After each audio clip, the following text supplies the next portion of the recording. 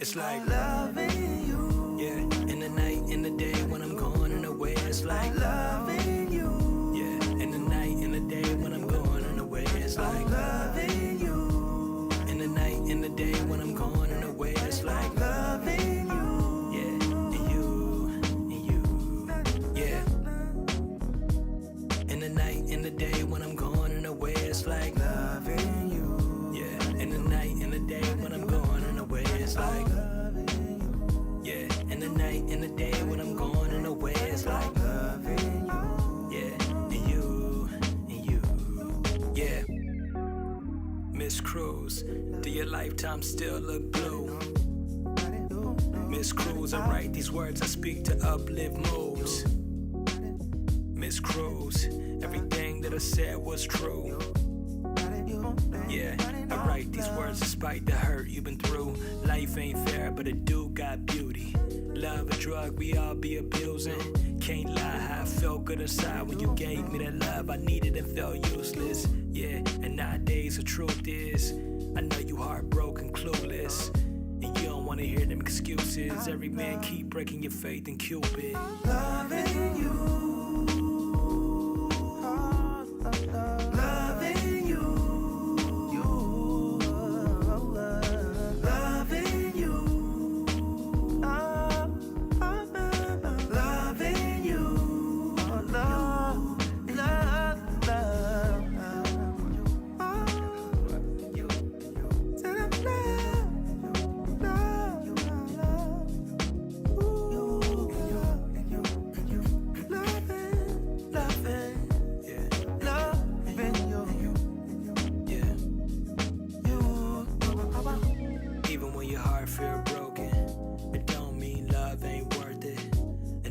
Your heart feel broken, it don't mean love worth closing.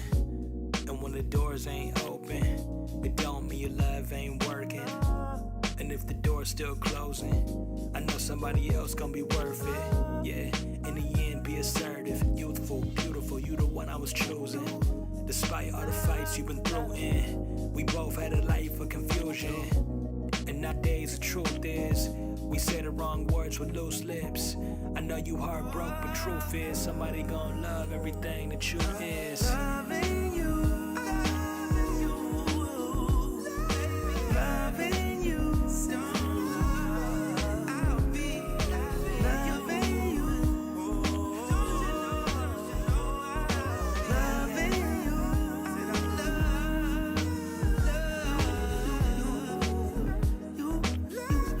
Said I love you. Said I love you. Loving you. Everybody, yeah. I said I'll always be loved. You.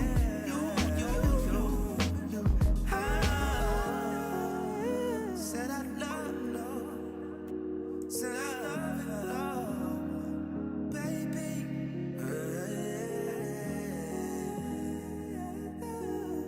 I'll be, said I'll always be love.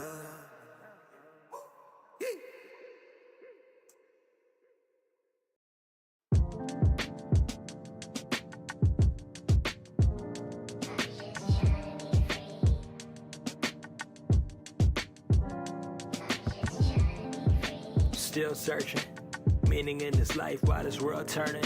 Yeah, if I'm alright, I don't care about a like. I know the bigger picture got a bigger purpose. Yeah, you know I'm stacking this money, but somehow still lost in my 20s. Funny we lost hope when COVID taught us to cope. Who would've thought that the world was alone hurting? Yeah, looking at my little brother. Depression is the quickest way to cause murder. Yeah, in grade school other people murmur, but he's still alive. I call him the overcomer. Some days I think, do God see us? Life is a balance. Young talented Libra who seeks peace but keeps tough, who needs G's and Jesus, who turns east and prays up. With one girl he lays up, the family on his mind, he can't run. Nah, he can't run, putting things down into action, making a plan, no more telling other people, I ain't showing my hands, got a goal on my mind, I ain't kicking the can, homeboys call like when we kicking again. Old friends, new friends, I got life changes, new man, I'm not one to hate on you and we are trying to make it to a conclusion, let it out, yeah, let it out, let it out, yeah, let it out, oh, I said let it out, yeah, yeah, I'm just trying to be free, turn me up, yeah. I've been sleeping every night with a different plan in my mind. Am I getting any close to that man you designed? I ain't looking for a handout, praying for a sign, but I figure faith could make the stars you align. Them other girls, our playtime, yeah, but with you, I can make time. The passion you got like grapevines, I know we're both growing age like great wine, yeah. Cause life is a poetry book, all these wrong turns, you don't wanna go look. And this pain that I felt before is no more. Everything getting better when you know you enough, yeah. Can't stress a thing I don't know. And I pray for friends I've outgrown. Most things nowadays are bluff, but I'm trying to know that God who was burning a bush.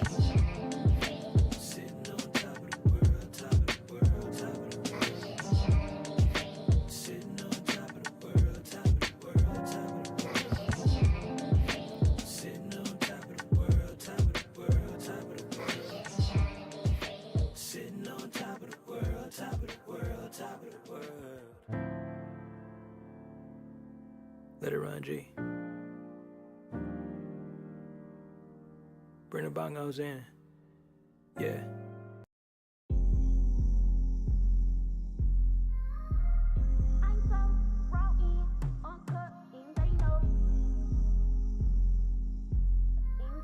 Schaefer, that's a hit. For real.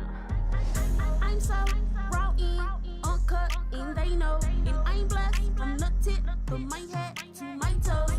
This here's the real raw. Let's talk.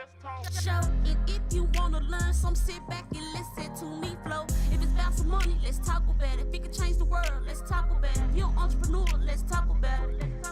Let's talk about it. If it's about some money, let's talk about it. If it can change the world, let's talk about it. If you're an entrepreneur, let's talk about it. Let's talk about it. Let's talk about it. Hickory dickory dot. The mouse ran up the clock. The clock struck 12. It's a new day. It's time to turn it up a notch. Turn it up. Hickory dickory dot. The mouse ran up the clock. The clock struck 12. It's a new day. It's time to turn this bitch up a notch.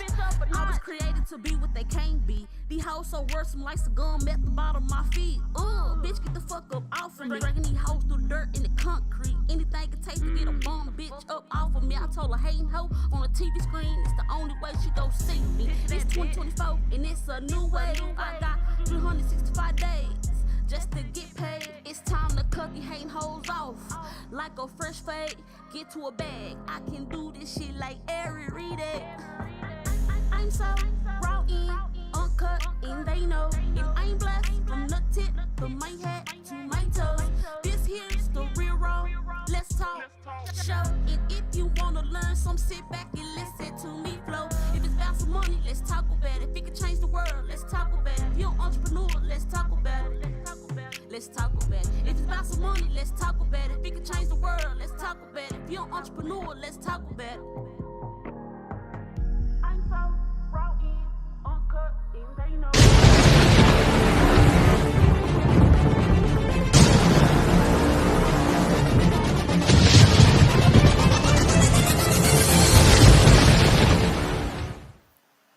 Hey everybody. I know for the guests that are coming on looking for Miss T Pretty Smile, she had an emergency with her daughter that kind of changed the plans of today. If you know me, you know I'm Jason Dixon, the producer behind most of the shows of Nostalgic Radio. I know I was supposed to be a guest on the show as well. I have another brilliant gentleman here with me by the name of Trayvon Sedante. Say your name for me. I'll let you introduce yourself when I bring you on. Trayvon Sudiaga Ferguson. He's been on the show before, but because I want to stay with, she's trying to stay within men's mental health month. We're gonna bring him on, and me and him are gonna hold the show down for tonight. We're just gonna have a bunch of great conversations. So, guys, sit back, enjoy the talk, get into the comments. Let us answer some of your questions that you want to know. But this month, I want to dedicate her show to what she's been adamant about, and that's men's mental health and how to help some of those people. And because what we found out in this year is so many men. Guys, let me give you some numbers real quick. Just in 2025 alone, and we're not even with this year over with, there's been over 25,000 men that kill themselves across the globe for of suicide because of depression, because of not being able to feed their family, and because of the way they feel. I may be off by some numbers, but I can't remember the exact. I did have them in my notes, but I'm on a different laptop. But I do want you guys to understand what we're talking about, that June is the month dedicated to helping men understand that it's okay to talk. It's okay to go seek help. So with no further ado, I'm going to bring my man up. Let him tell him a little bit about himself to you guys just as a reminder. And then we're going to get into this conversation, man. Hello, sir. How you doing? Welcome aboard. Welcome aboard. Thanks for taking the show, even though she had to pull out. I appreciate it, and I know she's grateful. Absolutely, absolutely, man. Sometimes we just gotta step in and pinch hit for one another. So that's all good. That's all good. So good evening to you. Sending out love and blessings to Miss T Pretty and her precious baby girl. Hope all goes well. You know, that's the thing, right? This is life. Life Yeah, happens. We have a show to do. An emergency pops up, and the truth about it is, man, the only people who don't have challenges, the only people who don't have ups and downs and roller coasters are the people who are in the graveyard. So this is just a normal part of life. So my name is Trevon Sundiata Ferguson. Originally born and raised in Trinidad and Tobago down in the Caribbean, migrated to the U.S. Almost 31 years now, and served, let's see, 6 months after I got here, I went into the Army, served 7 years there, and needless to say, I got to a point where I wanted to cut a different road. I'm a father of nine, actually, ooh, grandfather of six, married to my lovely bride here, Miss Pamela Ferguson. We live here in the DFW Metroplex on the eastern side of the Metroplex, about maybe 20 minutes east of downtown Dallas, in a little country town called Crandall. yep, And so, we've made Crandall our home, and that particular, and we'll talk more about why we chose out here, but we're talking about mental health, and we have this month of June dedicated to men's mental health. But the truth is, man, these are conversations we should be having every single day, because you just shared some statistics, and I would venture to think that even if we were to peel the onion layers back even deeper, we would find that the numbers are even more staggering than the ones that are actually documented and recorded. There's a lot of times we don't always get the story. We don't always get to hear about this person or that person, and so I'm looking forward to really diving heart and soul into this conversation this evening, Jason. absolutely. And me too. I've been jumping on, we have over 23 shows on the network right now, and it seems like every last single one of them have been going into this so hard.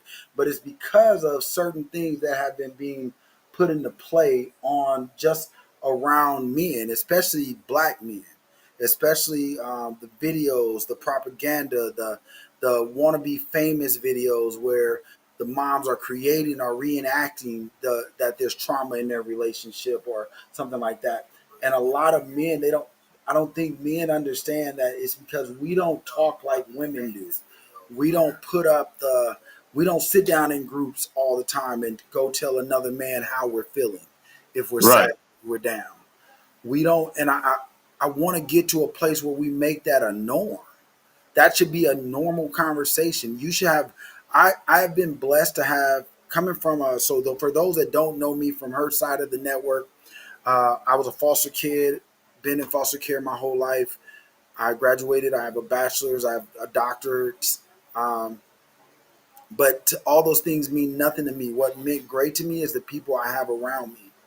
I have men and women around me that feed into me just like I feed into them, and I don't think enough of us have that. We have what we call family, right? We say we have family and family loves us, and yes, our wives love us, and yes, our kids love us. But sometimes men need a little more, and we need to be able to relate with those that are going through what we go through mentally, because we don't always talk about our pressures, right? Right. Uh, so go ahead. I'm sorry. Were you about to say Yeah, something? I would say that in order for this conversation to really come full circle and we can and unearth and give people information, I think we really have to walk back, right, when it comes to this conversation. So I was just speaking to a group recently of veterans specifically, and we were having this conversation about mental health and so on and so on and so on. Now, in the military, it's a little bit different because specifically veterans, especially combat veterans, they see and they experience things that the average civilian does not, and with that comes a certain struggle. Now, out here in society, one of the things I always caution people is I ask this question because I'm big on history and I'm big on history not repeating itself. And so when I look at different ethnic groups outside of the black community, I ask myself, okay, how is it that the Jewish community, right?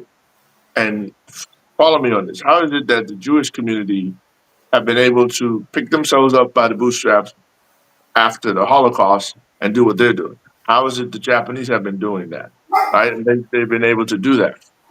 And what I found is if I were to ask you, Jason, when you were 20 years old, Uh-huh. you had, let's say you had at 20 or 21, you had a wife, right?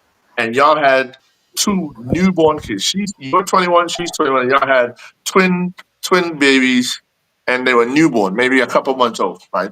And I, with a gang of people, I kidnap you, your wife, and your two babies, and I keep y'all for let's say 50 years. During that time, you're beaten, your wife's raped, your kids are assaulted, so on and so on. In captivity, your wife gives birth to two more children, and the same cycle happens with them. Then, at the 50-year mark, I just release y'all. Just say, you know what? I've had enough of y'all. We'll grab another family and we'll do this, and now my children will continue that cycle, right? So, but when I release y'all, I don't give y'all no resources, and there's no therapeutic um, action taken to help y'all heal from 50 years of trauma. Right. Okay, Absolutely. Yep. so you take that. I gave you a 50-year window with just one family. Now take that same scenario that I gave you and amplify it to over 400 million black people and more over a 400-year period. So I often hear people talk about, well, slavery ended in yada yada yada yada yada. But when slavery ended, we had no way to heal from our trauma. You're talking about over almost 400 years of abuse, rape. You disconnected us from our languages, our cultures, um, our even our financial legacies, because we were wealthy way before slavery. So so now you create this identity of us in as basically product, and that Absolutely. product provides a service. When you refuse to provide the service or you step out of line, there's a penalty. And then you move into Jim Crow and segregation and all that. Even now today, there's still systemic racism happening, right? Yeah. But the truth of the matter is, in addition to where we are today, we have never had a chance to heal coming out of chattel slavery. So that in and of itself is already a problem that we got to deal with And because we that's one of the things, like, I knew where you were going with this, because not only that we have to come out of that, but think about what they added onto us as they released us. Right. So we never got a break. We may say we were free, but mentally we never got a break because then we went into Jim Crow, right? Then we went Right. into losing family members and the Ku Klux Klan, and now we're scared to talk, and everything was about shutting down our voice. Right. Absolutely. Absolutely.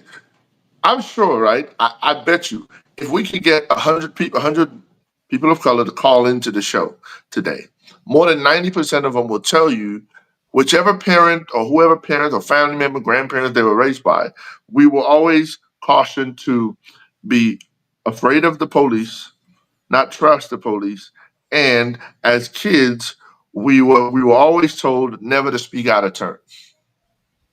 Now, Absolutely.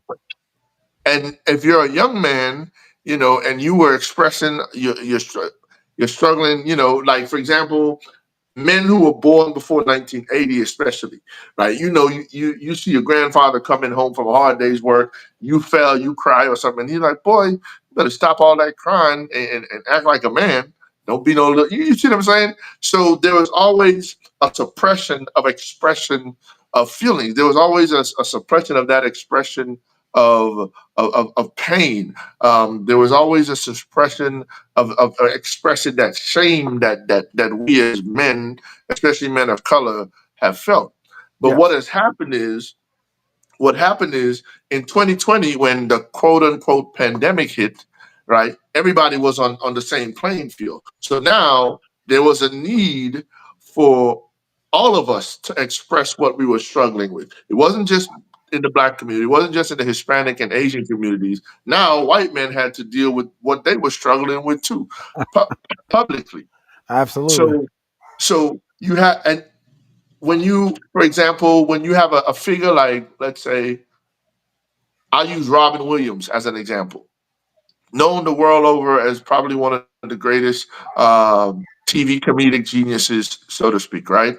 Yep. And yet struggling with his own demons and ultimately committed suicide. And then when you look at all these, and right now I'm only doing white actors like Heath Ledger, who also committed suicide, and all these people who are not black who committed suicide. And now we start shining a spotlight on it because even we as black men, we're looking at them and we're saying, but man, these people got everything. Why were they killing themselves for?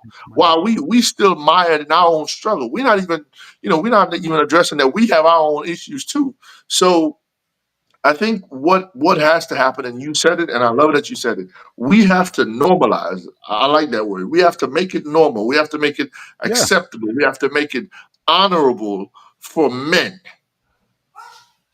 to be able Yep. to say, "Hey, man, I'm hurting today. I need some help." We have to make it honorable for our sons to be able to come to us and say, "Mom, Dad, something isn't right. I'm struggling with this. This is happening. I'm seeing this. You know, um, I That is need okay. help." We have to normalize that it's okay to cry. We Right. say it, and a lot of dudes, you see the videos, and the guys are like, "It's okay." But when I say that we have to normalize it, we as men in our homes have to be like, I'm not running to the bathroom to cry. If I'm going to cry in front of my son, that's just what I'm going to do. But understand Right. that when I cry, I get up. When I cry, I get up and keep moving and I keep walking on what I need to walk on. And that's the biggest thing when I say normalize. We don't Yes. talk about, so I get told all the time that you always tell your story. And I'm like, you know why I talk about foster care? You know why I talk about me being there is because I have friends who were there with me and they never came out. Wow. Not physically, but up here. They never came out. They are still stuck trying to battle that. And Right. and I get the calls because they're like, you move around and you did this, and they were like, well, you were just afforded opportunity. And I'm like, no, I just took advantage of the opportunities that were put in front of me, where you used you being a foster care. Because what happens when you go into the system as a young man, they make you use that as a crutch. So now Right. everywhere you go, and you see it on TV, if you're a foster kid, they trying to put you in front of this foundation and put you in front of this foundation. They want you to use it as a crutch. I even had one foster parent tell me, you need to let it be known that you're a foster kid, because it's people will give you money and they need to do this, and because I wouldn't, she didn't want me in her house anymore. Wow. That is that's a But that's tough because we as men in our society, we are supposed to be the not the leading leaders, right? We're supposed to lead our household, absolutely, lead our families, etc. But um, if we let's just say our generation from all the 70, the men who were you born in the froze for a 70s. second. Oh, I'm sorry. Can you hear me now? Are we back? Hey, Jason, can you hear me? Hold on. Can you hear me? Check, check. Hold on. Did I freeze or did we lose him? Okay. I can Yep, see I'm my here. mic. All Yeah, right. I'm here. Yep. You got me? Yeah, it was me. I had to switch Wi-Fi's. Sorry. Okay. Yeah, Yeah, no problem. my kids, I make them do homework during the summertime, and they're getting on their TVs now, so I had to get off their Wi-Fi. No problem. No Yeah, problem. So I was saying we as men we're called to, and I'm not talking about just our birth. I'm talking about in our spiritual DNA. We're called to lead. So, for example, in Africa, before this whole Middle Passage came through, right? Young men had to go through what a rites of passage. So that means 10, 15 of you all at the age of 16. You had to go out into the wilderness and hunt for 3 days and make it back and do all that, right? Because you had to earn the right to be called a man.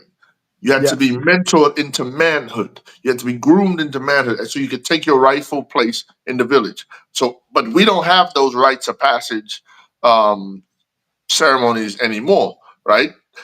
So now our young men in so many broken situations, and it's not just in the black community.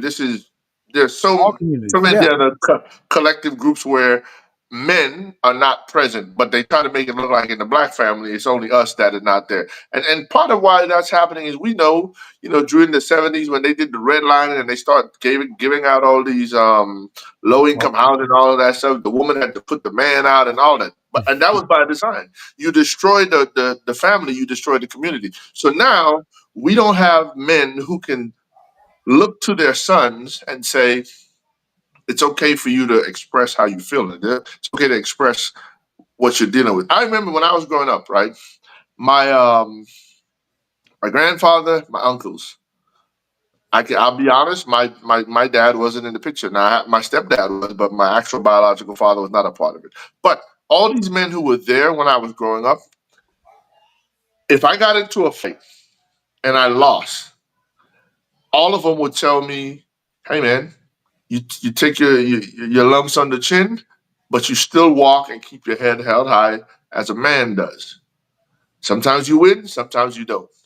right. Nowadays, right, that's not happening. You know why that's not happening? You know Because what?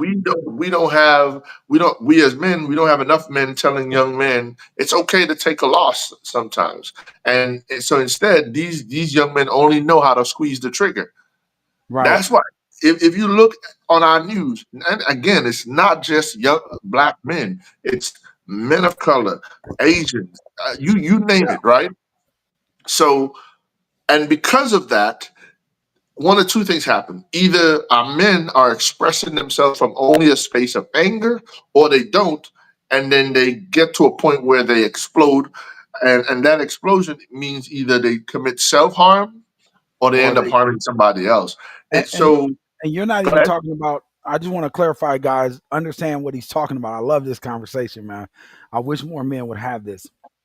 But you're not even talking about just self sabotage, meaning harm themselves or harm someone else physically. No, We will self sabotage ourselves. We'll see. I used to do this as a coming out of college. No, while I was in college. Let's just say this. my foster mom discovered that I would go to my first semester.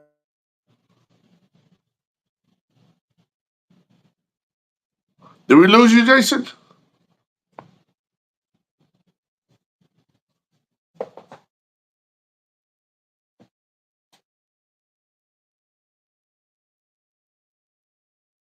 Yeah, we lost you for a little bit. That's cool.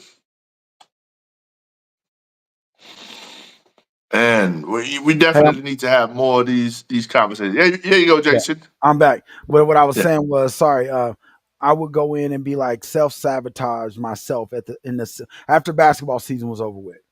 I right, would go into this self sabotage because of the anger that I didn't even know I had for my right, parents. And I would just go into this not going to class. You couldn't really talk to me. You could see me go from this up to this down. And finally, she didn't ask me about going to therapy. I came home during the summertime and they brought the therapist to me.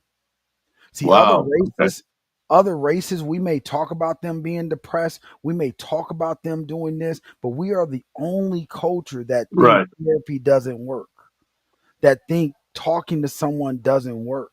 But we were made to think that way because we talk about our women, right? I've seen somebody earlier today talk about our women like he said, I used to didn't talk to my wife because what she would do when we first got married was take my words and use them against me if I right, share something in my time of pain.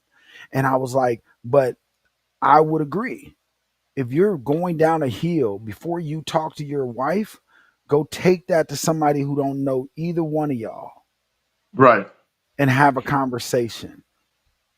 Yes, There's no uh, judgment, there's a safety room, there's a mediator in between because men have a tendency to think that just because I'm coming at you with a point of trying to help you, black men, we've been trained that no, you're a threat against me because you're trying to find out my weakness. right, exactly, and that's unfortunate.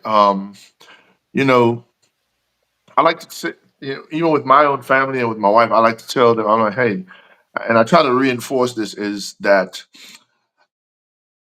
I want them to know that I can be their Sorry, safe Ben. space. I'm not I'm here. perfect. I've struggled. And in fact, I want to share with the audience, guys, I'm a United States Army, excuse me, combat veteran. I suffered a traumatic brain injury while on active duty. I now live with epilepsy. And epilepsy by itself comes with depression. It has something to do with brain chemistry. I don't know all the ins and outs of it, but in addition to that, everything that I went through, like I said, as a combat vet, um, dealing with anxiety, depression, PTS, night terrors, all this stuff. And for the longest while, I was in denial because I thought, well, I'm fine. I'm not, And ultimately, when I finally went to counseling, for one, it took another man saying, bro, you got to go get help. Another man who I had just now, I'd only known him for a few weeks when he told me that. And so, yes, I was angry. I was upset. I was in my feelings about it. But my wife said something so profound that when I told her about it, she said, "Hey, maybe there's a point to that. He just met you a few weeks ago, and if he's seeing that, imagine what the rest of us see." Yes. So, so after I went and got the help I needed, um, I I started to really opening up and talking to my children, and lo and behold, my children they lived in this state of anxiety because they were always waiting for me to just explode. I was like, wow. So that was now traumatic for them. You see what I'm saying? Now it took a minute, but we've gotten to a point now where I can call them and they'll open up and they'll tell me how they're feeling. They'll share their disappointments, their hurts, and especially my sons. I won definitely. My daughters are married now, so they have their husbands that they can lean on. But when they call me, I'm there. But I'm saying that because, ladies and gentlemen, I'm not saying I'm squeaky clean. What I'm here to tell you is that we can change this. We can break these generational curses of mental health. We can break this cycle of depression and anxiety that's running through our spiritual DNA. we came out of slavery dealing with that, and we never addressed it as a culture and a people. So now we as men in our community, we have to be intentional. One, by having these conversations. I I remember um, about 2 weeks ago on our job having a similar conversation, and one of the guys was like, "Man, I don't want to talk about this nonsense." I was like, "It, but it's nonsense, right?" Well, while we're sitting here and you saying that, but look at how you're behaving. You're wearing this anger. You're wearing, every time we see you, you come to work frowning, you leave work frowning. So obviously something is wrong. You know what I mean? I'm not saying we have every day sunshine and roses, but man, you can't be unhappy every minute of the day. So definitely something is wrong. So we need to talk about it. And and as men, we have to stop being afraid or stop feeling like we're soft to call our brothers on the carpet and say, "Hey man, what's up with you, man? You gotta go and get some help, or let's talk about it." Even if you don't agree, and that's one of the rules that my wife and I we have as a couple, right? So it's we can disagree all we want, but we are never ever going to cross a line of disrespect, and that's how it should be as men. Hey man, your behavior right now is out of sorts, but Right. we're so mentally off key, right? We're no longer in sync as a brotherhood. That when a brother who sees you and sees your light, right, he truly sees that. Hey, you know what? Jason has the potential to be wow. You know this all that in a bag of chips, but man, that brother acting kind of crazy. So But I gotta call him on it, and he calls you on it. And then instead of you saying, "Man, I appreciate you checking me we on that," man, I gotta find some resources, and maybe collectively we find the resource. You then turn around and say, "Man, I ain't trying to hear that. You don't know me. You know what I mean? You don't know me." So Hey, that's our go-to line, right? Our go-to yeah, line is you black men don't know is me. you don't know me. Yeah, our go-to line is black men is you don't know me, you can't tell me what it's about. But what we don't realize is some of us have been down the road that you're trying to fight back from. I say that a lot to a lot Right, of men that I talk to. You think that men going through something at the time of black men, especially when they're going through it, we don't reach out to people who have been through it. I tell everybody, you're fighting with your wife, why go talk to your single friends? That makes no sense. right. I prided myself to be around people who have been married for a while. How did you guys make it to 36 years? I need to know. And most of them Right. start out and say it wasn't easy, but this is what we made a promise and a vow to each other to do. And this is how we Yes. do.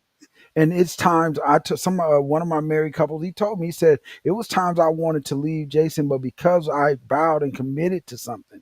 So our mentality goes back to what you said. We have been trained to quit before we ever get to the mountaintop. We've been trained to Uh, destroy ourselves, and it's our mentality. And I say this all the time. Everybody's always like, "Oh, you not being with your family, being in a foster care." I was like, "Well, God knew that my family was going in this direction and he needed me to go another way."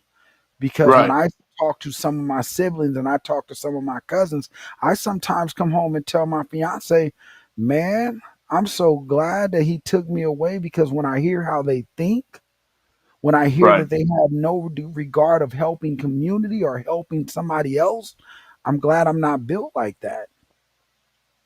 Was Absolutely, man. And was that's powerful right there. That's powerful right there because, and I can relate to that to what you're saying. Now, I didn't grow up in foster care, but what happened was when my mom was pregnant with me, and what they say, I'm telling all my business, right? But no, this you're is how good. we get to the root of healing. So my mom Yes. was 19 and pregnant with me. I was her second kid. So just walk with me through this story. My grandmother, which is my mom's mom, was like, "Hey, you can't stay here with that baby." Kicked her out. So my mom was homeless. Ultimately, she has me, and then for like 3 months, she's in and out of shelters. And this is not here in the U.S. This is down in Trinidad and Tobago in the Caribbean. She's Yes. in and out of shelters, all this stuff.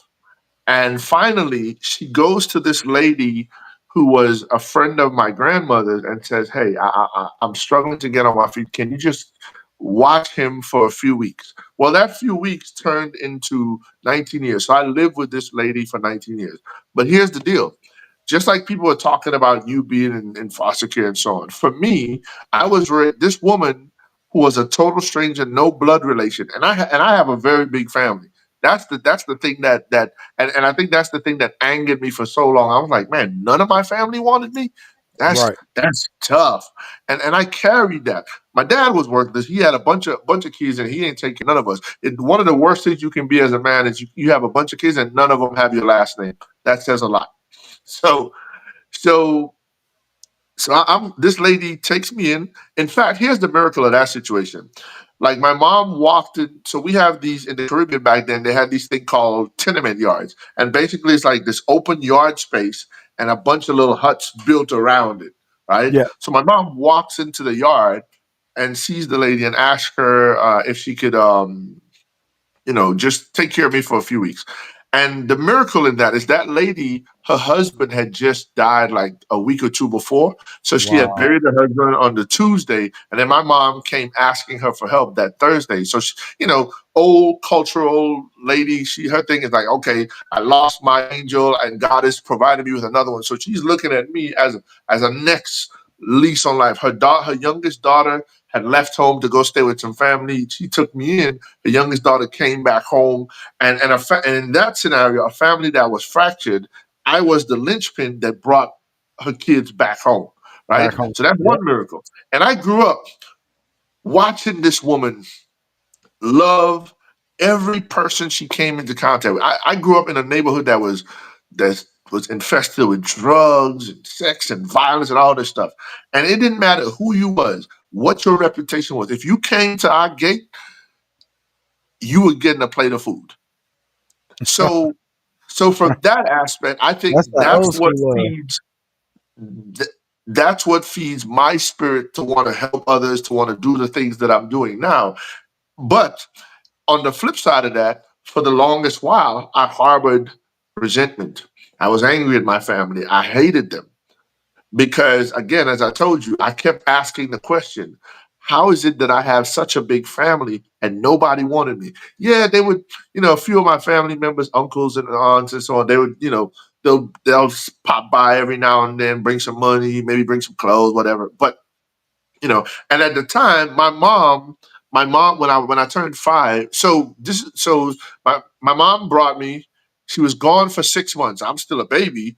And when she showed up after 6 months, she had finally got her own place and stuff like that. The lady told her, hey, look, he's got a home here. You go ahead and build your life. And then it gave my mom the opportunity to put some things in place to move to the US. Right. So my mom left Trinidad when I was 5. And I remember her telling me, that she was going to leave to go build this pathway of opportunity for myself and my sister. And again, I'm still resentful of my dad. I'm still resentful of my family members, all this stuff. Even though, like my mom's dad, my grandfather made sure I had money and stuff like that. But I didn't want their money. I wanted them, and that created this this need for me to overachieve. So I overachieved in academics, overachieved in sports. Everything I did, I gave it 200%. And my wife now, she always jokes with me. She's like, "Boy, you're an overachiever." But when I dig deeply into the root of the matter is, it was because I wanted them to regret not investing in me or not caring enough about me to take me in. I wanted them to see, wow, okay, look at what he's become. Look at, you know what I mean? When I left Trinidad and I came to the U.S. 6 months afterwards, I went into the army. Now, I didn't necessarily want to do that, but after having been accepted to Howard, I was like, okay, this is a quick way for me to get some money to go to school, do all that. And again, I had this little plan. Well, turns out I just happened to be really good at being a soldier. Won a lot of boards, did all this stuff, all this cool stuff. Got to Germany and ended up playing professional soccer in Germany while I was Right. there. Nobody in my family had ever been a professional athlete. Nobody, even dudes I went to school with who were even more talented than me on the soccer field, right? But again, and I'm telling the men this because sometimes that drive that I had to be the best, it can be healthy, but in my case, it was destructive because I had on blinders, and whatever I was pushing towards, it was to the exclusion of all others, right? Right. And it wasn't until my after dad, um, you know, my after my mom passed in 2006, I came home, I went back to work, and I got really sick, and I started thinking about looking back on my life, and I'm like, man, something is off. But I'm in denial. I'm not grieving for mom because I'm trying to cover the grief up with work. By the time that happened, I ended up, because of the brain injury, I lost the contract that I was on, so I couldn't play soccer no more. Um, and and I'm spiraling down into this space where this happy dude who just loved life and full of energy, I was starting to become this unrecognizable person. And so that caused my first marriage to to get destroyed, because in that need for mental help, not because my mental health was so off, it led to me committing adultery. It led to me always being angry at my ex-wife. It led to me, having my kids live in a space of fear that they didn't Yep. deserve to live in, right? And all this time, I ain't go get the help out. Yep. Fast forward, I meet my current wife, Pam, and this has got to be undoubtedly one of the strongest women I know, because all this stuff that I came with, all this stuff from being a veteran, and obviously, you know, whether we admit it or not, when you have a, I was with my ex-wife for 11 years. Even though it ended the way it ended, that it still hurt. I'm still upset. Didn't don't grieve properly. You move on to your next relationship. But my wife stood fast in that whatever she saw in me, she held on to that. And there were many instances that she could have and should have walked away when And I and I wasn't the best version of myself. and I want to And speak. I want to ask a question on that one. yeah, go ahead. So one of the biggest things that I notice in my life, I'm 49. So one of the biggest things that I notice in my life is like I like you, I had my kids at 16 and 18, my four Right. boys. Um 16, 18, two of them, and then 22 and 24 was when I had my Okay. other. So, but I was broken. And let me tell you why. Because I was only like you, I looked at my family and was like, my mom went to jail and nobody came to get me. They came and got my Right. baby sister, but they didn't come get me. Why? So I put it in my mind that, okay, cool, don't worry about it. I'm gonna take care of me. When my mom went to jail, I was already selling dope, moving hella weight, making it work for me and my sister. So when they came and got her, and then I'm still here, my mom gets out of jail. She don't tell me she's out of jail. She moves right back to Kansas City. I'm stuck in Nebraska. So, and this is personal stories that's in my book as it come out. And I'm saying it for a point of what you're saying. The person that I'm with now, all the relationships I was in before, I never felt like I feel now. And when you find that person, and I tell men this all the time, when you find that person, no matter what position you are in, and that person sees you, they're going to lift you up and elevate you. They're going to help you. So, in you finding her, I know everything that you do right now. So, I'm like, everything that you do to look at what you're doing now, and you telling me that she found you, even in your time of brokenness, you were like, she was like, I got you. Don't worry about it. How did that make you feel mental wise as a man? Man, so there's a wow, that's a powerful question. So 100% honest, there's a duality to the feeling. There's this, wow, man, I like you said it. I found the one. I'm I'm so blessed that this woman sees, you know, the darkness, but she can look through all of the stuff I got going on. Even when I started having my seizures and stuff, and still see that pinpoint of light, because that's all you need to overcome the darkness. It's just a pinpoint of light, right? And so that was something to anchor myself and hold on to. The problem that I ran into was that while she was busy holding me down and believing, I wasn't believing in myself, because there was a point, because of my seizures and stuff, I couldn't work. So she was not only my caregiver, she was the breadwinner. So I Yes. started to see myself as less than a man.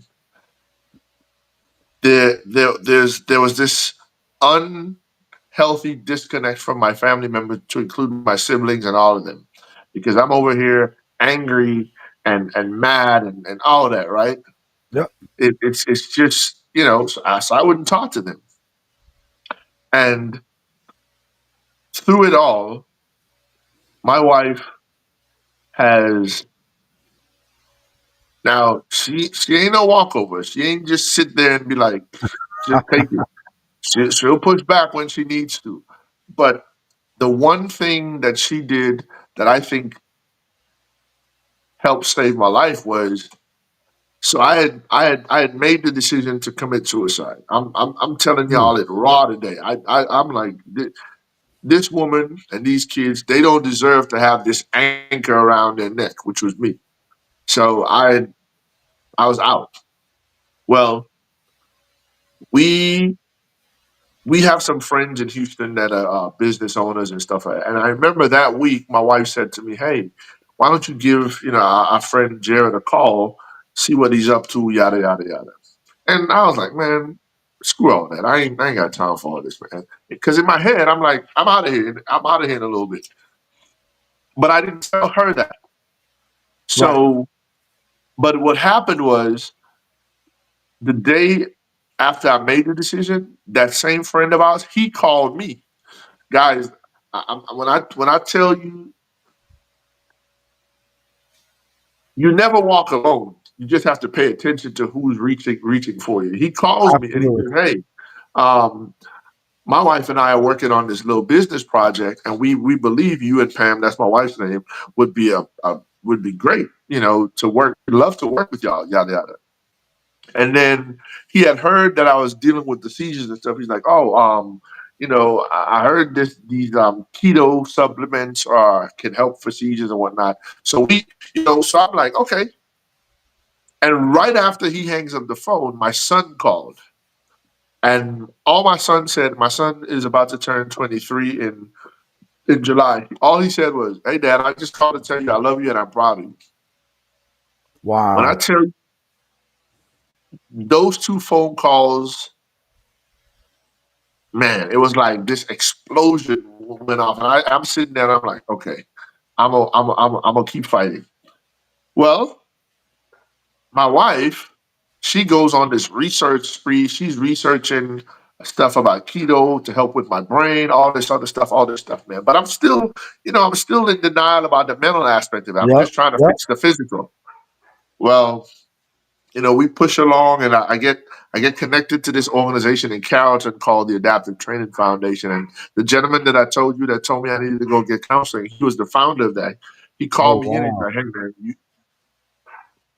you you have a light in you, but in order for that light to shine the way God called you to shine it, you're gonna have to get rid of this baggage that you have decided to carry on." And bro, Jason, I am telling you, man to man, I was so pissed off at this dude. Like, I literally wanted to fight him.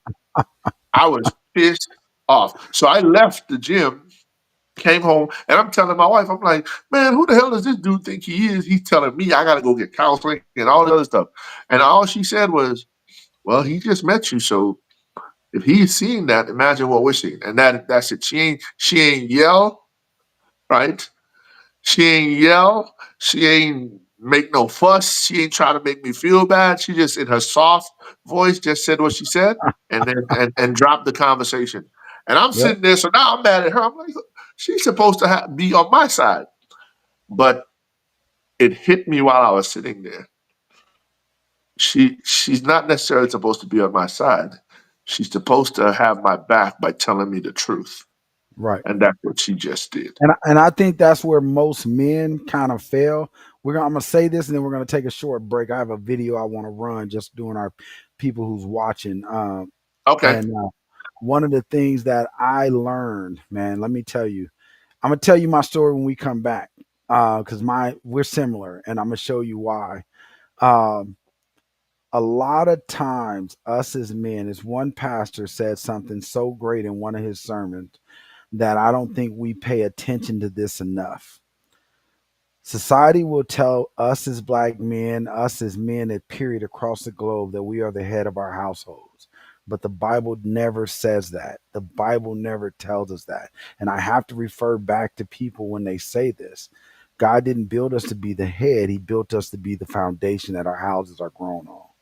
And a Right. lot of times we forget that. So we take on stress and we don't allow. One thing that triggered that me saying that was because we take on stress of not allowing our wives to do what the Bible and what God set them out to do for us. And that's to feed into us because of our ego. And it's society who built our ego to believe that we should do this. And because you said something, one of the things that I have always told everybody, when you're building your business, I'm not the bread. When I first started building Push, I am not the breadwinner in my house.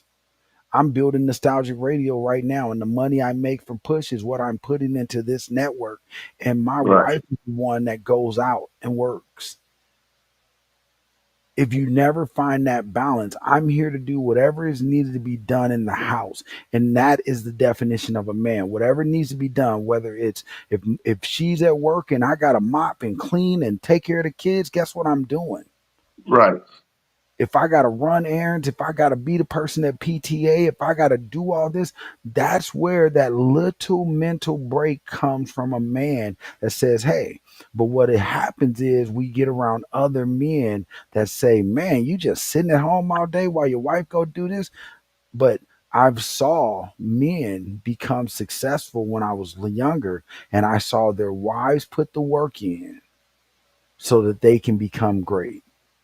And with that, guys, we're going to Absolutely. take a commercial break. So I just wanted to give that little pointer, and I'm going to take this commercial break, man. We'll be right back. Thanks for tuning in to Real Raw. Let's talk.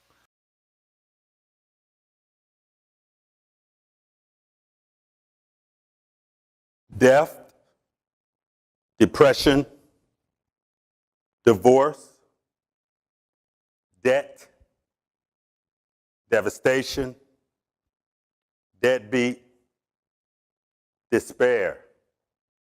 There is a black male mental health struggle.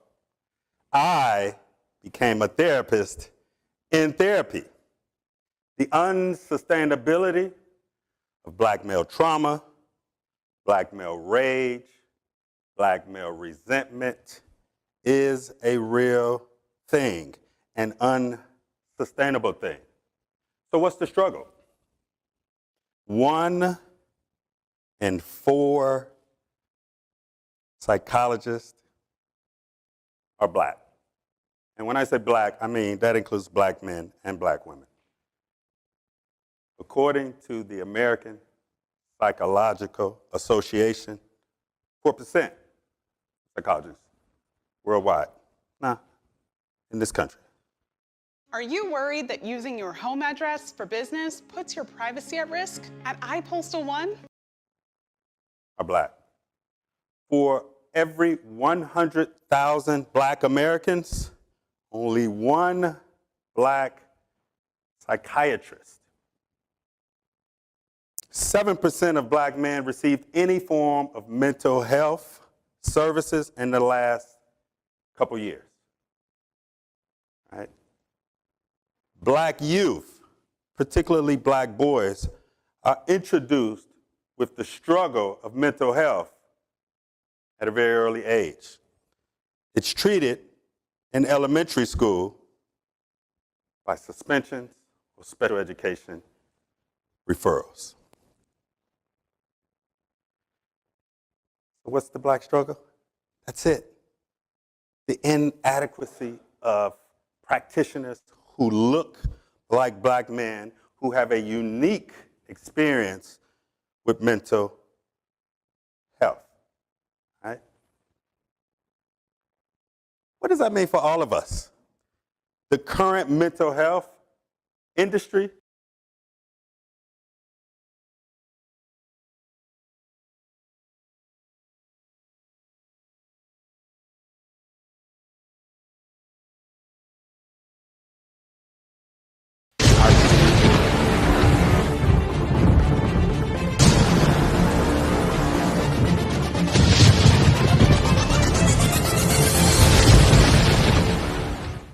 Hey everyone, hey everyone, we are back. We are back. Thank you for tuning back in with us. Again, if you're tuning in to see Miss T Pretty smile, forgive her. She had an emergency with her daughter, so we want to put her and her daughter in our prayers today. Thank you, but I'm here. You guys know me, Real Talk with Jason Dixon, along with my great friend, Mr. Trayvon. We're here to continue her conversation on men's mental health. You guys just saw a video, um, and I wanted to show that video mainly because of the stats that he was pouring out. The stats are incredible, and we don't understand it, especially when you're talking about young black males. Because one of the things that you pointed out earlier in the show, Trey, was that Mr. Ferguson was we sometimes have to look at our past to understand our mental right now. And Right. some and we're being told don't do that by society, to stop looking at slavery, to stop looking at segregation. But the reason why a lot of our young men to this day have anger issues is because of those things. But it's because it was passed down through generation after generation. We saw and I'm just being honest, you talk to enough kids and they tell you at the end of the day, my dad beat up on my sister or in my family. Those it may, if there's 5 kids in the house, 2 of those kids are going to come out beating up on their girlfriends. That's just being real. That's a Right. statistic that is proven. The other ones may grasp it because they're going to protect their mom, and from seeing their mom, they're going to worship the girlfriend that they go through. But then they're going to go through a different psychological pain with that. That means I can't talk to you because they're used to seeing their mom argue back with their dad so much that they've learned to say, you know what? It's just some things that I won't say.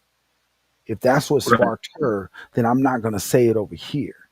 And when he talks about the we don't go to therapy also because there's not enough of us that we can relate to when it comes to therapists. You can't, I tell people this all the time. If somebody is hooked on meth and I ain't never used meth before a day in my life, I could be the best counselor in the world. I could be the best therapist in the world, but I don't know how to help that person. And you have to look at that. You said one of the things I told you when we got off, I was like, we got some things to relate on. So in 2014, I had built my company in 2009. In 2014, I had hired an operations manager, right? And this is a Right. story I've never told. I've never defended the situation. I let people talk bad about my company, tear me down, but I was refusing to do what she had done to me, which was discredit her. And I think in our black communities, we do that sometime, and we need to learn how to say, you know what? Let me just get away from the situation and rebuild. And that's what I did. But in the midst of going through it, she had stole over $92,000 out of my account.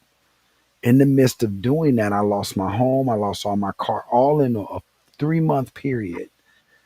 I woke up one day and not knowing that she had taken the money out because I held it in a credit union. If you know how a credit union works, they'll let you get a couple months behind on bills and they'll draw it knowing that the money, if you've been with them for a while, they know the money normally comes in. So I never knew. So at the end of the day, I wake up one morning, my lights are out, my cables out, my internet, my cars. I hear the tow truck man towing my cars. I hear I hear I hear my cousin's watching, so I'm just trying to be correct as far as facts. My landlord's at my door. All in that one day, everything of mine was thrown out on the curve. That night, I sat in my cousin's house and I had a bottle of pills and a bottle of liquor. And I had never, and I told you I came from foster care. I had never experienced being that low in my life because I was the only one that had picked myself up, graduated from college. Like you said, I never saw my family at any of my events. I graduated from high school by myself, college 2 times by myself at that time, came to Dallas, got a great job, built my own business, funded my own stuff. And just that one little incident, because I had nobody to talk to, no one and what brought me out of it, a stranger, somebody that I didn't even think liked me or cared about me, saw me post a statement on Facebook, and that person called me through Messenger immediately and was like, "Let's talk." Wow. And from that point, I vowed never to get that low again. There's nothing, and I'm telling anybody listening that goes through mental parts like that, there's nothing on this planet. And I'm not taking away from depression. I'm not, like you said, if you have something going on with you, I understand the chemical balance. But that's why I want to push in this show what we're exactly talking about. Seek somebody, go get help, go talk. If you don't want your wife to be a part of it, and I tell every male I meet, do this by yourself. Don't force your wife to go with you, because what do we do when we bring our significant others? We don't open up all the way. Right. So that's why I wanted to tell you, like, we have a similar story. And it was in that time that I realized that, hey, I got to think about my kids. I got to think about what I'm trying to leave. If I wanted to change, from that point, I went to therapy, talked to some people. And when I dug up so much stuff from my childhood, I felt the pressure release from me. It was like releasing a brick off my back. Then from that point I saw myself changing into this person that I I I sometimes tell people who want to build businesses, you want to build something, then help somebody else discover what they want to build and watch with how you elevate. But that's it Yeah. for me. Absolutely, man. That's you. Look, as we're coming back in, I'm gonna say this again, fellas. It's okay to not be okay, but it's also okay to go ask for help, man. I can tell y'all, man. As again, as a young man who I I think God has truly blessed me to live this thing called life. I mean, being stationed in Germany, playing professional soccer. I mean, who would have thought in my case, right? Getting accepted to Howard, even though I ultimately didn't attend, but just knowing that Howard was like one of my dream schools, and I had gotten accepted, all this stuff, man. And now having this amazing family here with my wife, and the things that we're looking forward to building, and we have like right now we're grandparents, and we're enjoying the fact that our youngest grandbaby Zaria, she's 16 months, she lives with us, right? So it's like, okay, it's almost kind of like a rebirth in terms of going through that experience. But honestly, man, I could never enjoy any of what I have now. Right. I could never enjoy seeing the young men that my sons are becoming, seeing the young women that my daughters are becoming. One of my daughters, Justine, she just recently got married last year. Um, and not too long after her wedding, her best friend committed suicide. But Wow. if I hadn't been able to go get the help I needed, I wouldn't be able to be present for her through that. Like just Yes. to be at her wedding, to to be the person that could call her and check on her. And don't get me wrong, my son-in-law is fantastic. I love that young man. In fact, his birthday is the day before mine, so Oh, I'll run that's with that always a, cake too. that's always a So good thing. yeah, I tell her, hey man, you picked a good one, right? But to be able to pick up the phone um, on my birthday, and my 20 soon to be 23-year-old calling me, to wish me happy birthday. But then we start talking about what he's dealing with in his own relationships, and him opening up, right? When you have grown, and this is when you know there's been some healing in the relationships is when the grown ones, when the grown kids, when they are still willing to call you and be vulnerable with you. Hey, and I agree with you on that. So what I did, so my sons are my oldest one is 30, he's about to be 31 in August. Then I got a 28-year old, which will be 29 also in August. Then I have a 22 and a 21, a 20 no 20. He's 20. So when they I was traveling so much for my job, right? Right. That I kind of when I moved to Dallas, I missed out on my kids growing up.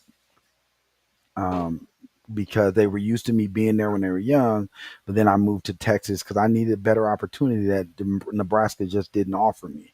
And because I wanted to be an entrepreneur so bad, I would never have made it there. Not at the time that I came out. Now they're starting to grow and they see entrepreneurship. But at that Right. time, I would have stayed in the drug game. So when my sons got older, I brought them into Texas. I sat them down in a hotel room and I said, whatever you want to yell at me about, do it. Hmm. After this day, and we heal from this and we talk about it, if you choose not to talk to me, that's on you. Right.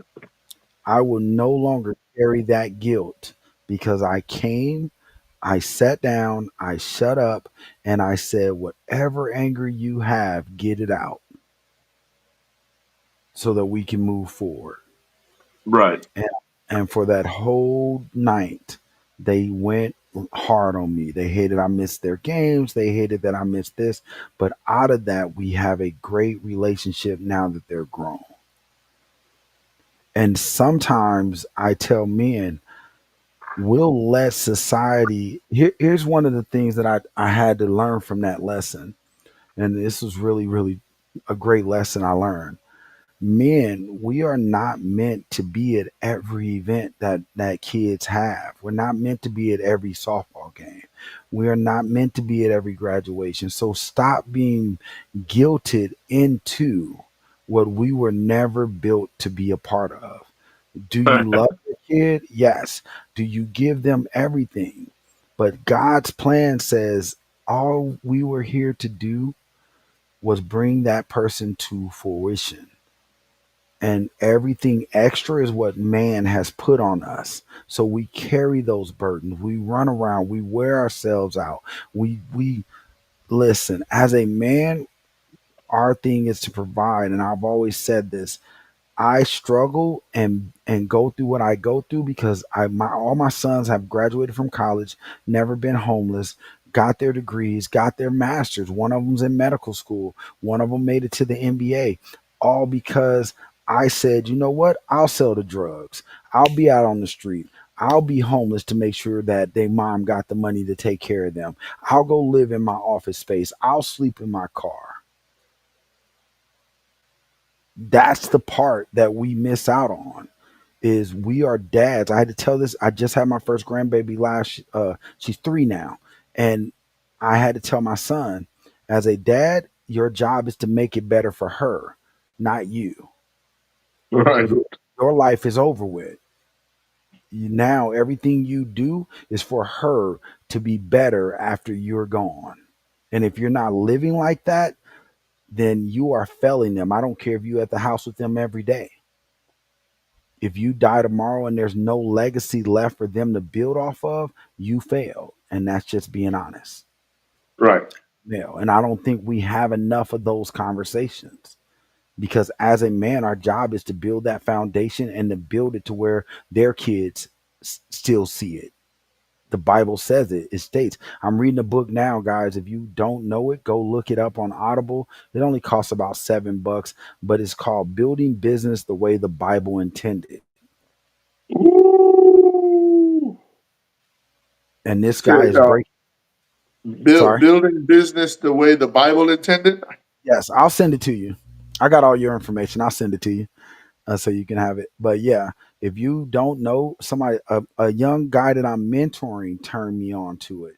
And I listen to it on Audible when I'm just up doing homework or I'm up just doing what I got to do. But when I tell you it's one of the best things ever sent to me, one of the best gifts that I've ever gotten because it takes me back to reevaluate because in the Bible it says we should be prosperous, and for men especially it gives us a blueprint because you ever notice that most men in this country now that are very very successful, they build things. Right. Now they don't sit behind a desk. Yes, the Fortune 500 companies make it look that way, but what would you be in your house if you didn't know, if somebody didn't study, if everybody said, I'm never going to be no more electrician? We're not doing electricians. So somebody told their kid, hey, let's go to school and let's go learn how to wire electricity. Right. Let's go do construction. Let's build houses. You know why everybody's running back to that now? Is because men have realized that forget that computer because it's going to come a time where grid is going to blow up and we need to know how to build our own houses. So why not work on that now? Exactly. And if you, like you said, everything in history repeats itself. So it's going to come a time those skills are going to be known. That's why you see so many people on social media now. Like I farm my own food now. I grow my own vegetables. I come from a farm, so hey, I'm a get out there.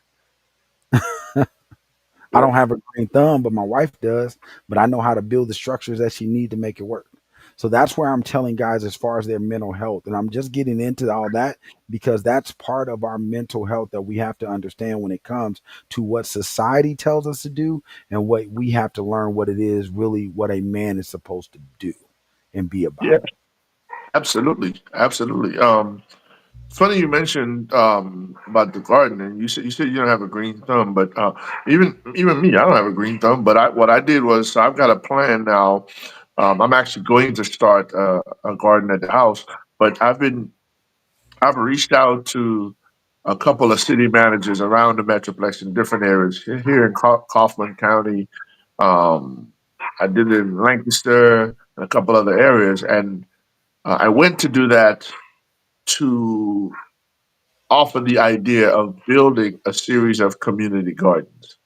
And truth is, before COVID, there were a few of them in Dallas and so on. And um, due to COVID, well, we use COVID as the excuse as to why we let them fall apart. But the reason I want to do that is so, for starters, there's so much genetic modification happening with our food. That's also a part of a thing that's affecting our mental health, Right. right? The change in the chemistry of our food. So if we decide to grow organically, like things that are good for the brain, like strawberries, et cetera, right? Go ahead and We we, talk. Give we, me we 1 second. I got a child that's coughing really bad. Go ahead and keep talking. okay, no problem. Yeah, we can maintain power of what we're putting into our body, and as men, we I know I know fellas, it ain't cool to put your hand in the dirt at least from a social perspective. It ain't cool to be putting your hand in the dirt and whatever, whatever. But what is cool is putting your hand in the dirt and helping a seed germinate and bringing forth life that can feed the next generation in a way where this poison that they're feeding us doesn't have the efficacy that it does. Right? It's cool.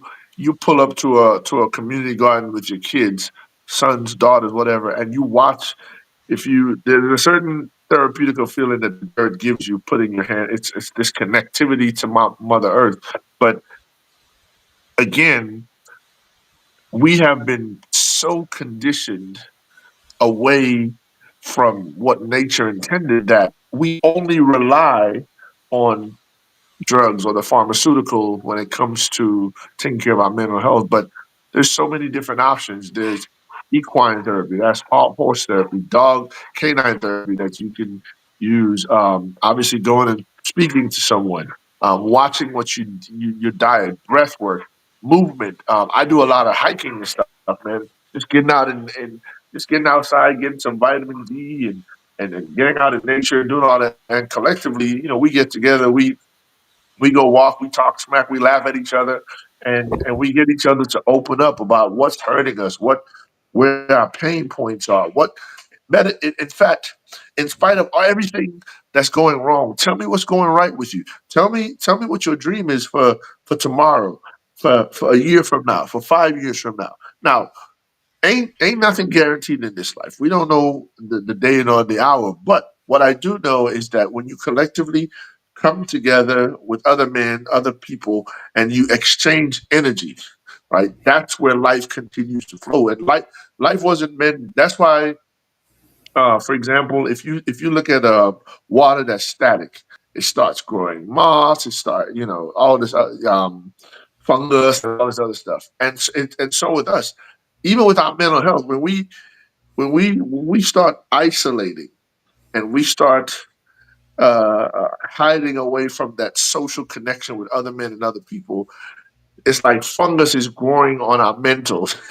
It's like these weeds are growing, and it's stifling out our capability to continue taking information and processing it the way we were meant to as men. And my brother said it so eloquently: the strongest part of any building, any house, is the foundation. You Yep. all kinds of storms will come through, blow these houses and buildings down, but the foundation stands pat. And if we are the foundations in our communities and all that, even with our struggles mentally, we have to stand pat. But we also can't do it alone. We have to do it with each other. We have to support each other. We have to pick each other up. We have to have garden Sundays. Just we come out to the little garden, and we reaping watermelons, and we teaching our sons and our daughters how to grow their own little food. Man, I was talking to one of my nephews who's going to school out in Arizona, and he says, "Oh man, I got a garden out on my balcony. He said he got tomatoes, cucumbers, bell peppers, strawberries, and he's got uh, parsley, thyme, and I think oregano." I'm like, and he was like, "Yeah, I started simple and small, but I love my cucumbers. I love, and I'm like, man, that's really great to Yeah. hear him say that. You know what I mean? Because most young people in his demographic, they ain't trying to hear nothing about growing At food, all. but but he remembers my brother um, was always big into growing his own little food, his own little gardens, and all that stuff. So he told me he's going to add squash.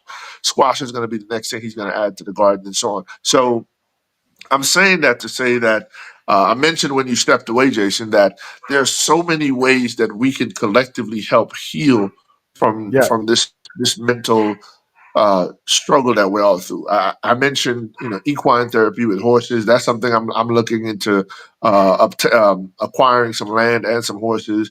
Dogs, canine therapy, gardening or farming is they call it dirt therapy for veterans, Yep. but it helps with everybody. Um, Yep. just collectively coming together on a Sunday, man. Like, My hey, thing is, I was gonna say that mine is I just want us to first start the conversation. Everybody wants to right, come up with this masterful, let's go do this and let's go do that. And I'm like, first, let's just come together and talk. okay, My yeah, dad did it so elegantly because in Dallas, because I'm in Nevada now, but before my dad passed, he started a thing called Men of Tomorrow, and every first, second Saturday of the month, it would just be a bunch of men, and I loved it so much because I was young, and these older men would come and give me so much knowledge, and it would make me feel like because they would talk about things that I never talked about, and they would talk about it, and they would be like, "Man, you just find out these things as you get older and you go through life." Now I find myself on that pedestal and I'm talking to younger men like, hey, you're going to try to figure it out. But sometimes you have to just sit back and let life roll. right, Sometimes you just have to let life go with the flow. There's not a solution to a problem all the time. Sometimes it's got to happen because if you guys haven't realized in your life by now that every time something bad happens, it takes you to another level. I need you to really put that on your brain. And once you start living like that, you stop looking at problems. And I'll tell you why. I moved down here in 2019, a story I have never shared. I know my family don't even know this yet. All that they know what happened, they know something happened, they just don't know it all. I was engaged to somebody that I met in Dallas 3 years prior to me moving to Vegas. Met her because I opened up two call centers. She came to interview for the operation manager position, didn't get it. We became friends. I'm just kind of rushing through the story. Dated, was friends for a year, dated. I mean, spent every night at my house. Her kids were calling me dad, all of this. She was from Las Vegas. Found out, I was like, oh, my investors are pulling my restaurant into Las Vegas for the new Raider Stadium. Oh, I want to go back there anyway. Moved her down here, bro, to find out in 20 God, when 2020 hit. I tell everybody, think about everything that changed your life in 2020, and you got to thank God for it. And I'm saying this because had that not happened, I would have been married to somebody where her name wasn't even real, her real name. Wow. Her kids were even calling her by her fake name. She was wanted in three different states. She was a felon from identity theft in two of those states. She stole from the woman's house she rented from in Allen, Texas, was fully furnished. When I moved her to Vegas, she stole all that woman's furniture. I never knew. She ended up getting me arrested. I had never been arrested and in jail a day in my life. No record at all. And I now have a gross misdemeanor on my record because it's something I did in a reaction to what she did. But prior to that, she stole everything out of my house while she had me locked up. They held me for 3 days. And I'm like, that could have broke me had I not understood who God was. And if I didn't have the right men in place to talk about the situation, and all they said to me was, what's your next step? Get up and figure it out. I think a lot of our men nowadays don't know how to, and don't get me wrong, I understand what you said. Sometimes they just can't get past it because it's a chemical imbalance somewhere. Got it. But it's also a lot of men out here that can't get past it because society has stripped us of our problem solving and comprehension skills. Absolutely. And Absolutely. we need to get back to that because for every problem, there is a solution. We just need to be able to see it. And the the way we're going to see it is we got to get back to as descendants of Africa, we have an auditory culture where we used to sit at the feet of our elders and have conversation.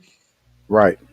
And we we weren't afraid to address the problems, right? So as a village, if you were wrong, the entire village had a conversation with you to address your behavior. So psychologically, even though you committed this offense, you had correction, you had direction, and you had support, Yes. right? So you wouldn't find yourself because right now, for example, our prison system is not designed to have correction, direction, and support. What it's designed to do is one, because it's privatized and it's money, and everybody in a bed is funding. It's designed to keep you inside that system. And to repeat. Exactly. So they they take all these men and they strip them of their manhood and they turn them into basic animals. And Yes. we start following this narrative of living out these conditions the way they're telling us we should live. Men brutalizing each other sexually, physically, all that stuff. And but that's not necessarily how reformation, when it comes to prison, what it was supposed to do. But that's how the system is set up. So psychologically, you have a young man who goes to prison, he comes back out, and the first thing he says is, I can't find a job. Don't nobody want to hire me. And he stands on that. So his only option in his eyes is to go back to the street. But I can take Absolutely. that same young man and I can show him, bro, I can take you to hundreds of young men or men, and in some cases women, who were behind those walls, who've come out and completely turned their lives around to the point where, okay, they couldn't find a job. They started their own business. In fact, some of them only hire ex felons to give them a second chance. Yes, So, so now at that crossroad, you can choose to go back into the system, or you can choose, okay, to be what you said, the foundation for change for the next generation of your family. exactly. And that's what you we have to look at that because I'm fighting, and I'll tell you, my family, when I said I was starting a business, the first thing they said out their mouths to hurt me was, "Oh, you it's just another hustle. We seen you hustle everything and do all this," and I'm like, "Nah, this is for real." And Just when I another came hustle, huh? and that's how it was. It was like this is just enough. But it was years later, before my dad passed, he saw one of his friends who owned a law firm, and that friend he said, Jason, he called me up one day and he said, "Man, what did you do for this person?" And I said, "Oh, they threw an event, and I put the whole event together for them, kept them within budget, basically helped them manage it." Helped him hire new lawyers. Like I was helping building his law firm to where it is now. And he was like, "Well, he speaks so highly of you." He said, "I thought your business was just a joke." I said, "That's the problem. See, sometimes, man, we have to pay attention to the people who we're speaking about of what we want to do." And the reason I say that is because your family knows you from when you were little Ray Ray on the corner. Right. Your family knows you when you was out there just trying to survive. So when you take that next step and try to build, your family's not the first person. I had to actually get away from my family, get away from my friends, go find strangers. And I push this to the T. Go find strangers to share your thoughts with and watch how they help change your life. Absolutely. Absolutely. And the thing about it, fellas, if y'all are here, man, and you gotta, man, Jason, before I say what I was about to say, man, off of the show, you and I gotta meet. We gotta sit down, have lunch or something, and we Okay. really gotta chop it up, man. Because before this year is over, either we have the date scheduled for early next year, or at the end of the year, sometime we put together an event, man. Because I think as I'm talking to you and I'm hearing you, man, a lot of what you're saying resonates with me.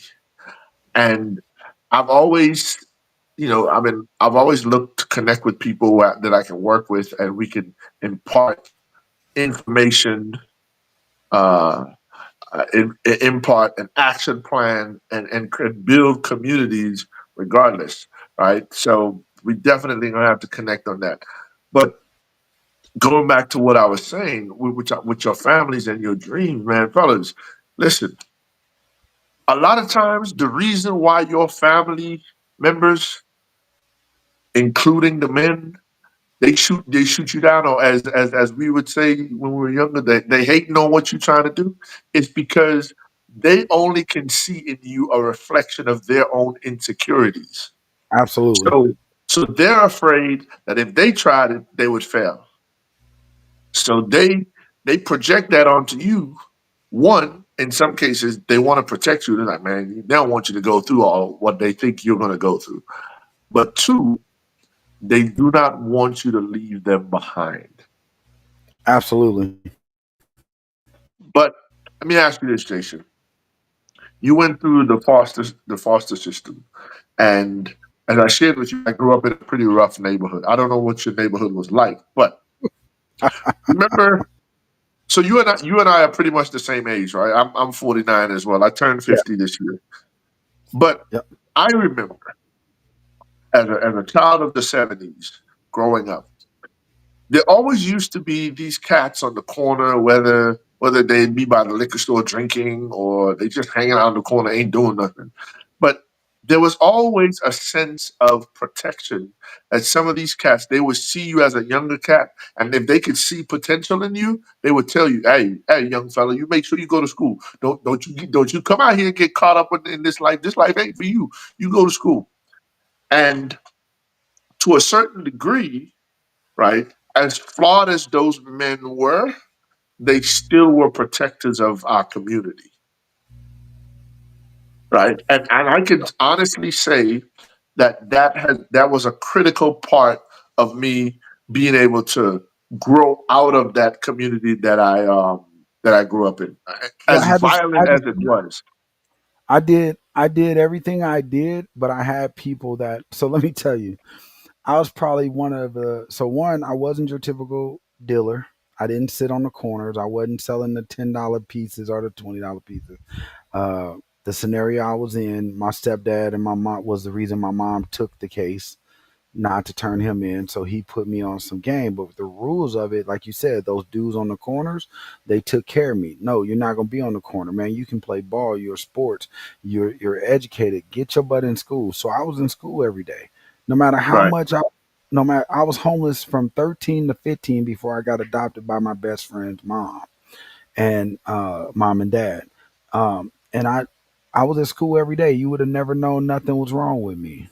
You would have right, never known I was homeless. While everybody else went home, I went and made a couple of deals. And then whatever friend's house I was close to when I got done with the deals, I came over with dinner. Their mom welcomed me through the door. I spent the night.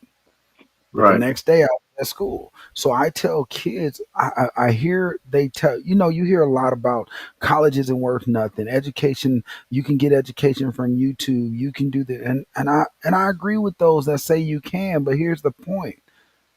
What did God say when he said, what did he mean when he said, when, when give unto Caesar what is owed to Caesar, but give right, unto me what is owed to me?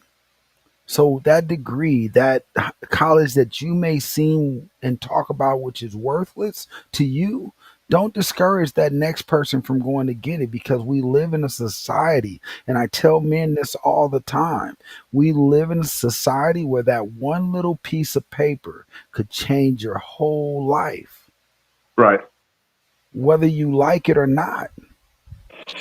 It's a different, and I showed a bunch of photographers I work with, especially in the black community, the difference between you getting $150 per photo shoot to where this white man is over here getting $1,300 every time he pull that camera out. Mm, that's yeah. You're not wrong. You're not So wrong, man. we need to, for our mental, we need to stop talking what society is pushing the leverage on us, because in our culture especially, because they know that we will go off of, we are an influential we influence, but we're also the easiest to influence, is what I'm Right, trying to.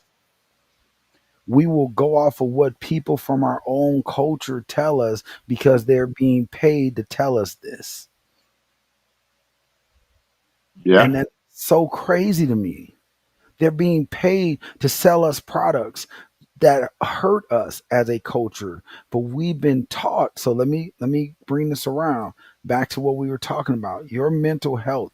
If you are a person that think money is the only thing you need to be happy, go tell that to all the rich people that my guy mentioned earlier in the show who killed themselves. Have a conversation with them, right. because I promise you, they would say they would change, give up all. I met rich people that said, I will give it all up just to have one person that really loves me and cares about me. Woo. Yeah, yeah, absolutely. That's profound, man. That is very profound. But so as you and I are chopping it up, Jason, obviously we have similar stories. So there's a natural chemistry with you and I as we're talking and having this conversation, because you can, my perspective and my experiences are so similar to yours that you can literally understand it and put Yeah, yourself in my shoes, and vice versa. As we're talking, man, seriously, man to man, brother to brother, and we have all these men. And if the ladies are listening to, this is important because sometimes for a man to submit to a process of growth, the influence will come from the lady in his life. The absolutely. influence will come from some of the women in his life. I can tell you, man, every day I get up and the reason I want to continue to be better, whether it's my health, whether it's the finances, whether it's because of how much I love my wife and how much I know she Hey, deserves. hey, we gonna clap on that. We gonna clap on that because I can Yeah, tell you right now. absolutely, absolutely. She deserves. The She right one. deserves Go ahead. I'm the sorry. best version of me, And the right? right woman will make you want to get up out of bed every day. When I tell my fiance every day, and she's right here to listening to us, I tell her every day, you're the reason that I fight, and the reason why even when I don't think I have nothing to do, I got something to do. Right. Absolutely. Absolutely. And and to piggyback on that, where I'm sitting in my office, right to my right, there's a picture of my mom right there. She's been deceased since 2006. Uh, I have to honor her legacy. My grandmother, well, the lady that raised me, that I mentioned to y'all, that's why when I say my grandmother, that's what I'm referring to. Honor her legacy, and so as the women are listening, women just know that when you truly have a man's heart, the power of influence that you have over his spirit to do, and the desire that you can create in that man, help create in that man to be a better version of himself. Don't ever take that for granted. Which is why, um, when you talked about the brother that said he doesn't tell his wife anything because she uses it Yeah, against him later on. That's significant, and that's the type of trauma that some relationships never come back from, yeah, right? So ladies, just know that you have that power. But the reason I mentioned that is because I was going to ask Jason. I said, I want us to make a public declaration here today. One, and I think Jason and I are already on this pathway, right? We have committed our life to just doing better, yes. better than what society says our initial start off circumstances, that the outcome should be. Because most of the time, when people hear you grew up in foster care, they don't expect nothing from you. Hey, hey, the biggest thing I heard my whole life? Oh, he'll be locked up in by the time he's 18. Do you know I went back to my Right, 10-year class reunion, and because I left Nebraska and went to college and didn't say nothing to nobody when I left, they right. they they were like, "Oh, we thought you were locked up incarcerated until we started seeing you post business things on social media." Exactly. Exactly. But that's the expectation. Dude, I'm a I'm a young black man from a third world island somewhere in the Caribbean that most people don't even know about. They think it's a town in Jamaica. Right. You see what I'm saying? So most people, and I always laugh when people say like, wait, is that somewhere in Jamaica? I laugh because my island has offered the world so many things. So I got something to stand on. We gave the world the first Black Miss Universe, 1977. Right. We created the only musical instrument of the last century, which is the steel drums, and I can go on and on and on. But I had to find those things to be to use as assets when life was telling me you ain't nothing and you didn't come from nothing. But I came from something, and I came from something great, right? So even if I had to spread who I was to my entire island and what we gave to the world, okay, I can lean on that until I can build my own legacy. So we're making this public declaration. One, our commitment to continue growing on a daily basis. Jason recommended a book, and it's by reading these books and by listening to these audios and by listening to men and women who have grown past these expectations and tore the box apart and feeding ourselves with information that help us grow and then passing that information on to each other. And then when I see Jason slip and fall, I reach my hand out, I'll pick him up, and he does the same, vice versa. That's how we can start creating Yes. a scales of balance with our mental health, because we'll start improving our finances, we'll start improving our physical health, we'll start healing our relationships. So we make that public declaration. One, we continue growing. Two, that we are intentional about standing in the gap for each other when it comes to this mental health thing. Because Yeah. one of the things I love about my wife, if she notices I'm putting on some weight, she'll call me on it. She's like, "Hey, what's going on with your weight?"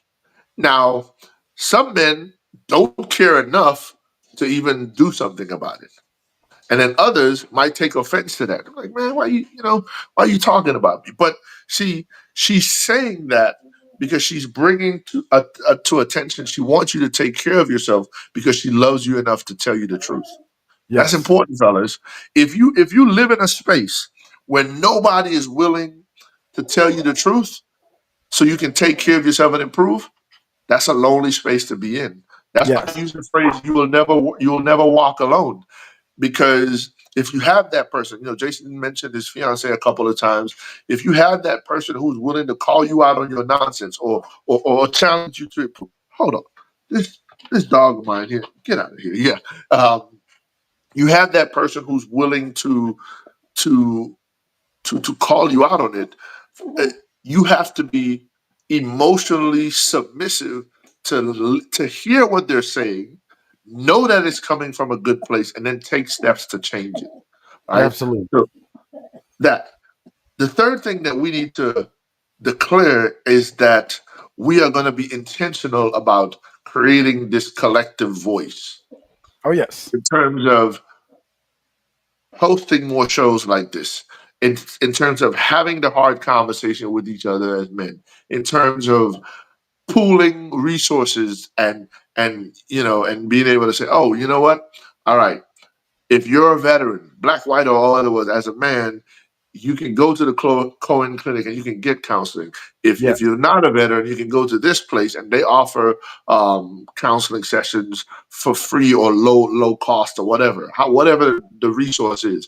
Oh, by the way, man, we getting ready to put together these community gardens around the DFW. What we want to do is Sundays, man, bring the kids out, bring your family out. We're gonna have some fun. We're gonna sit down as men and we're gonna chop it up and we're gonna talk about, oh, what's going to happen when these 5,000 new families move out into Kaufman County? How is that going to affect our kids getting to school? How is that going to affect the zoning and the quality of our schools in South Dallas and wherever we are? Oh, wait, it's not, the problem isn't in South Dallas.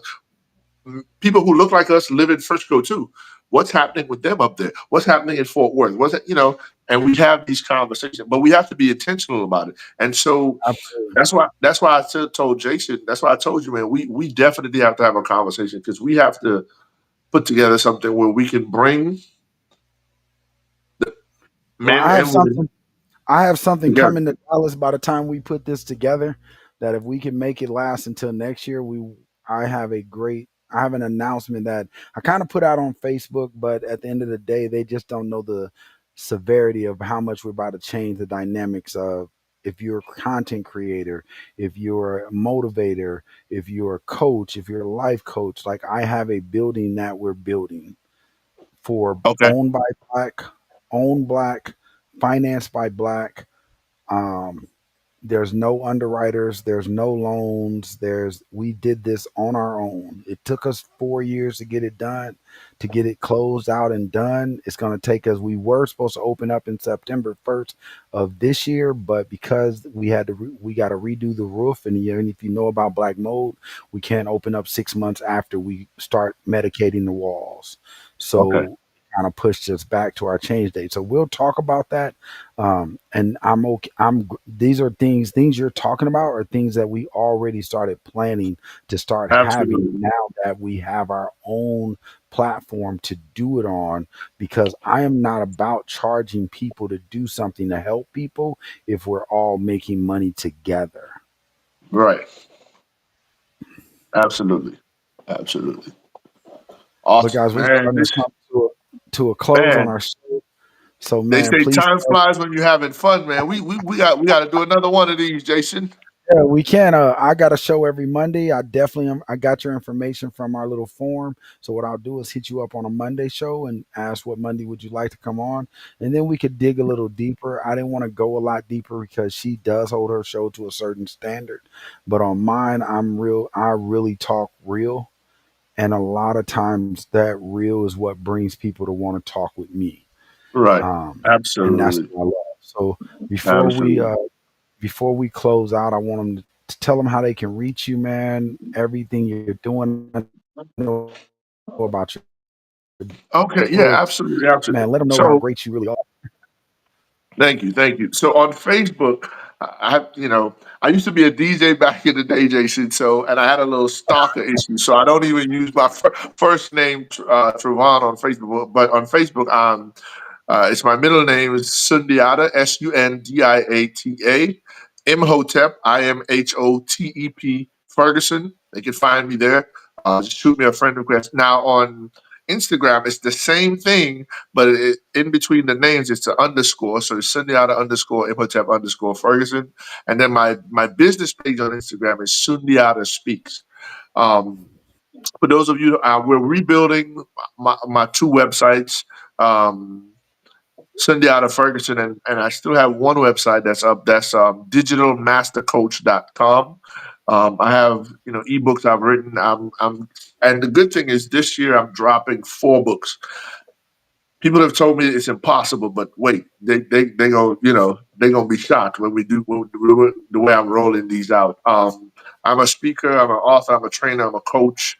I offer workshops. I do workshops on mental health, leadership, mindset, mindfulness, finances, business building, and you name it. Um, and my mission is to truly help people unlock the best version of themselves. I love this word purpose, right?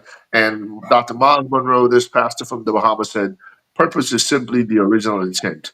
And all of us have an original intent of why the Creator brought us here. But sometimes life can take us on a path that blinds us from that. And I believe that I've been called to help people look inside of themselves, regardless of where they are, regardless of what they've been through, and be able to pull out the best in themselves, which is why I always say, and I'll close with this, you are a seed for more. Back to Yeah. you, Jason. And Miles Monroe is the person that I told you that gave me that line that said, "We are not the head, we are the foundation," and he made that Ah, very clear. Why? gotcha, And I gotcha. love him for that because I met him and Eric Thomas when I was first building my company.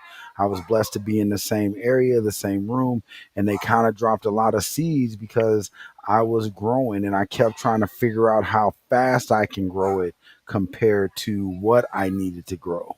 It's a difference. Absolutely, And absolutely. I so with everybody out there today, because I know we're short on time, I just want to say to all the men, to the women, men especially, you have to learn to love you before you can learn to love someone else. The biggest problem is that we have anger issues and pain that we have, and we don't fix those before we try to give ourselves to someone else. So that causes a rift. And if that person is broken, then now you're just two big magnets fighting against each other. So what I learned is take time out to yourself. It's okay to sit in silence.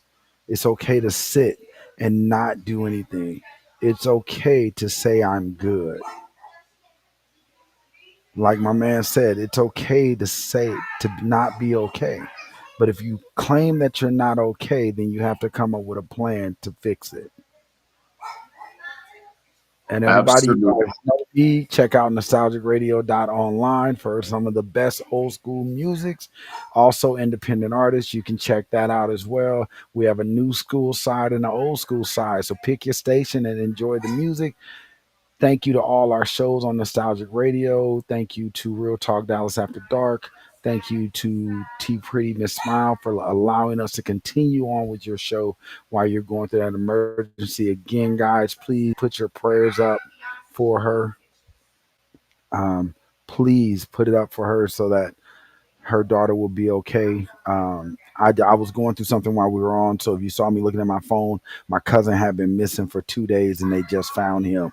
So when I tell you conversation and prayer works, this conversation alone opened up a bunch of doors. So Oh let's man. keep doing Uh, that. Amen. Amen. That's what's up. That is what's up. All right, man.